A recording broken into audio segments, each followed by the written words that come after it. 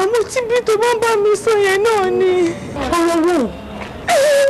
wọ́n sọ wípé mo máa fún àwọn aláboyún lábẹ́rẹ́ mo máa kú sí wọn nínú. ọmọ lọ láti bá mi. wọ́n ti sọ wípé ọ̀pọ̀lọpọ̀ ẹ̀mí ló ti tọwọ́ mi bọ́.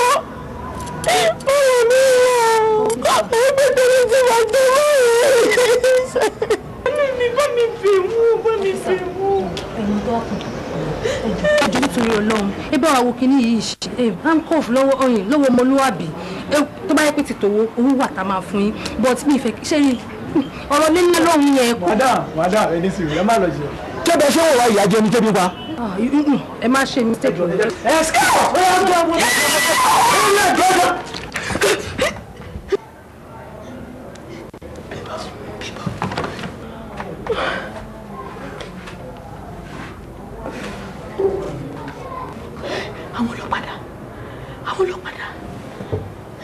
ọlọ́pàá gbọ́dọ̀ ti rí ọlọ́pàá kí ló dé kọ́ la wà yìí ni wọ́n mọ̀bìnrin ní pírọ́blẹ́mù ó fẹ́ pààyàn ni.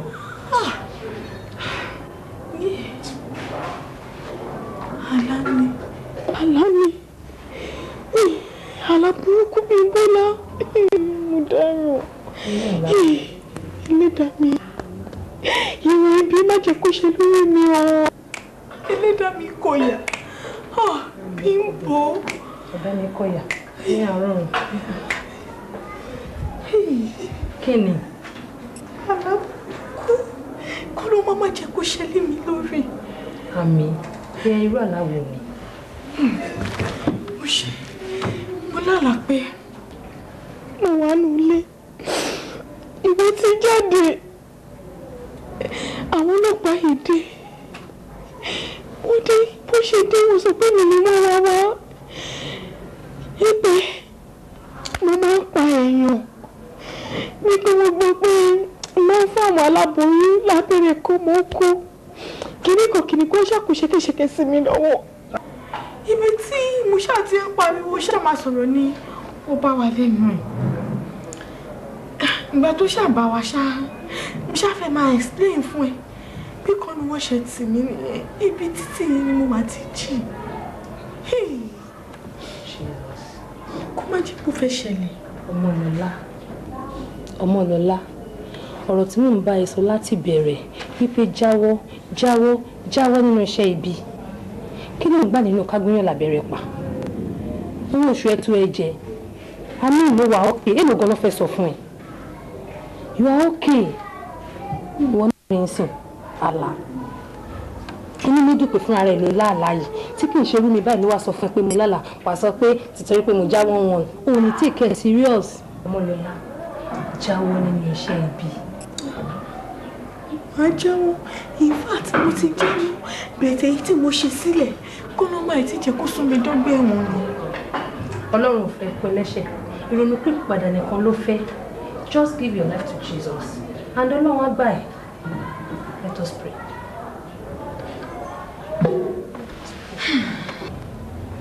Ní orúkọ Jésù, ní agbára ìjẹ Jésù, Olúwa Ọlọ́run alágbára, mo fi ìránṣẹ́ ilé ẹ lọ́wọ́, gbogbo àlá ibi, ìran ibi, orúkọ Jésù, Olúwa ká kúrò. Àmín Jésù. Olúwa rẹ̀ dànù. Àmín Jésù. Olúwa rẹ̀ dànù. Àmín Jésù.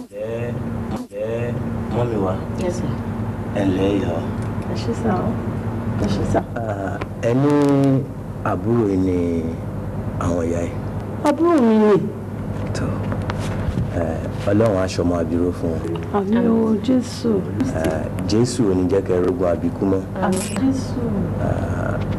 Ìmọ̀ràn tí mi ò bá gbà yín gẹ́gẹ́ bí ẹ̀mí wọn ṣe ń fi hàn mí ni wípé tí wọ́n bá máa bí oyún tó wà nù wọn kí wọ́n rí wípé ẹ pààrọ̀ hospital tẹ́ tí ń lò tẹ́lẹ̀ ṣé ń gbọ́ kí wọ́n rí wípé ẹ ìbímọ oyún sí hospital tí ẹ ti ń lò tẹ́lẹ̀ kẹ́ make sure pé ẹ pààrọ̀ hospital ìyẹn gẹ́gẹ́ bí ẹ̀mí wọn ṣe fi ń yé mi. ṣé ò ń gbọ́.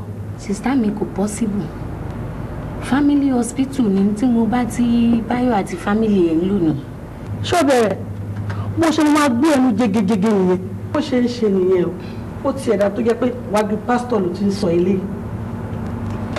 ṣẹ́rí ìyá wa ìgbọràn sàn ju ẹbọ rúrú lọ. bẹ́ẹ̀ sì ni ìfetísílẹ̀ ó sàn ju ọ̀rá àgùntàn lọ. àbẹ́ ń gbọ́ mi ìyá wa. tí wọ́n bá lè tẹ̀lé ìgbóhùn tí ẹ̀mí mímọ́ ń fi hàn mí, ẹ rí i pé àgbóhùn ìyá á sì gbóhùn ọmọ, kò ní sí láburú.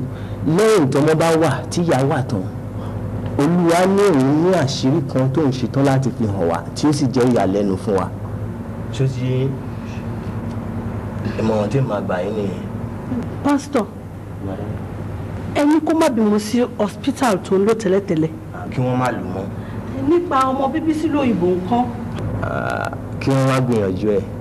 ṣé rí gẹ́gẹ́ bí ẹ̀mí wọn ṣe ń fi yé mi bí mo ṣe wí síwájú, tí wọ́n bá bímọ sí ìlú yìí tá a gbóhùn ìyá tá a gbóhùn ọmọ, Olúwa ṣetán láti fi àṣírí ńlá kan hàn wá sẹ́ẹ̀, àní tí yóò jẹ́ ìyàlẹ́nu fún wa. ṣebí ká ti bímọ kọ́mọ ti wà láyọ̀ àtàláfíà, ìyá máa wà láyọ̀ àtàláfíà. àṣírí tá a fi hàn mí á wá hàn kedere sí ẹ̀yin náà pàápàá, ẹ wá fojú rí, á jẹ́ ìyàlẹ́nu fún yín. ṣé wọn náà ṣé òun fetí ara ẹ̀ ń gbọ́ mo sí ti gbọ́ mà, mo ti gbọ́. má kó bá mi wọ wọn yìí o. mo ti gbọ́ mà. ẹ ṣé pásítọ̀, ẹ ṣé ṣé àṣà, ẹ ṣé gọ̀ọ́sì, Ọlọ́run ṣàgbára Ọlọ́run dọ̀tun. ṣàgbára dọ̀tun, ẹ ṣé àpẹ́ o. ẹ káwọ́. mo mọ̀ pé wà ní mo tún dé. kò sí yàtọ̀. ṣe mi fẹ́ kó reason pẹ̀lú mi. mi fẹ́ kó realize pé gbogbo ohun tó ń ṣẹlẹ̀ yìí náà kì í ṣe pé ó mú èmi náà, you know. You see, mi ìdẹ̀ fẹ́ kó feel disappointed bákan torí pé àkọ́kọ́ nìyẹn tó ṣẹlẹ̀, right? mi ò rò pé mo disappoint ẹ náà. apart from the ojú owó gan, ó mọ àwọn nǹkan tí mo ṣe fún ẹ náà, you know, and ele even tó bá fowó kún àsán. Uncle, alákọ̀ọ́kọ́ náà fẹ́ kẹ́ mọ̀ pé nínú Bíbélì ẹ̀ṣẹ̀ àmúmọ̀dá kò ní ìdáríjì. Fine, ká gbà yín pé nípasẹ̀ yín mo ti wu àwọn ìwà ẹ̀ṣẹ̀ kan tó lòdì sọ́lọ́run. Kò sí kékeré ẹ̀mí jẹ́. Bó ṣe ẹ̀mí ọmọdé ni, bó ṣe ẹ̀mí àgbà ni. Ìgbà tí mo bá yín ṣe yẹn ìgbà ìmọ̀ ni. Ìgbà tí mo ṣì wà nínú ayé nìyẹn. Ìgbà tá à ń sọ yìí mi tí gbọ́ ìpè Ọlọ́run ì tí pè mí. Mo ti fayé mi fún Jésù, kódà gan-an Sister Rebecca ni mò ń jẹ́ ǹsìn tó yẹ pé mo ti ṣèrè bọ́ mi. So ó jẹ́ lọ́lá mọ́ Rebecca ló ń jẹ́ ǹsìn. Owó náà kọ́ ni gbogbo nǹkan, ayé la bówó, a máa fowó ìsílẹ̀ lọ́nà ni. Kò sí nǹkan tá a mú wá, ilé ọ̀rọ̀ gbogbo ẹ̀ tá à ń títorí ẹ̀ máa ṣe làálàá kòkò tá à sáré kiri fún. Ilé ayé ló máa gbé ńgbà táwa bá lọ tán. Mo ń rọ ẹ̀yin fúnra yín gan pé ìwà àbàjẹ́ yìí kẹ́ tí ọwọ́ ẹ̀ bọ̀lẹ̀. Èmi ò lè ṣe é bí mo ṣe wà yìí. In fact, èmi ni mo mọ èyí àwẹ̀ tí mo gbà lórí nǹkan tí mo bá ń ṣe yẹn. Èmi ni mo mọ ọjọ́ tí mo fi ṣèṣòro tí mi fi ojú kan rán. Àdúrà tán lé aládùúrà. Kò possible. Ọlọ́run ò ní jẹ́ mo ti yẹ̀ fún àṣetánì, mo ti bólúwa dúró. Lọ́lá, ṣé one thing tí mo fẹ́ kó realize ni wípé kò sí nǹkan tó níbẹ̀rẹ̀ tí kì í lópin. Kì í ṣe pé èmi náà fẹ́ máa continue, you know.